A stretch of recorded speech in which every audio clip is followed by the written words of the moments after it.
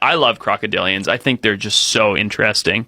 I don't know if I told you the story. When we were in Myanmar, we were retracing the Ramri massacre. Are you familiar with the Ramri massacre? No. You'll love this. So during World War II, when the Japanese were holding Ramri Island in Burma, Myanmar, the Allies came in and started making the Japanese retreat. And in the course of like 2 days, 1,000 Japanese soldiers were eaten by crocodiles, by saltwater crocodiles. What? Yeah. So they were retreating in 2 days? In 2 days. I mean, some reports say it was over a couple of weeks, but the general consensus is 1,000 soldiers were eaten by crocodiles in a very short amount of time. And it was this kind of perfect storm of situations where, because there were all these soldiers, they were eating all the prey. All the crocodiles were particularly hungry because of that. When the Allies pushed all the Japanese back into the swamps, they started screaming, and one scream would trigger all the others, like all the crocodiles, to get into a frenzy, and it just wiped out this entire populace of people that ran through the swamp. And so we went and retraced these steps to figure it out. We're like, why did this happen? To try and understand it better.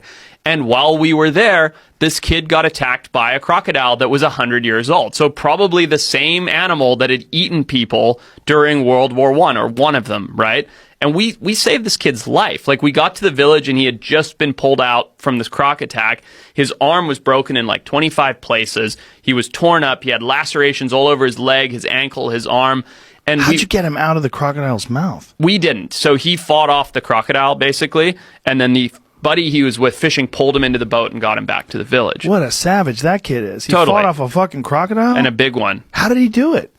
We don't know. We were so focused on saving the kid because myself and one other guy had medical training, so we were stopping the bleeding and bandaging him up, and we had the only speedboat because we had to get to this island, and this is very, very remote. So we got this kid on the speedboat and got him back to a hospital, and he lived. I think he lost the arm, but he was just going to bleed out and die right there in the village. 100-year-old crocodile. There probably was one of the crocodiles that ate the Japanese people during the Ramri massacre. Yeah.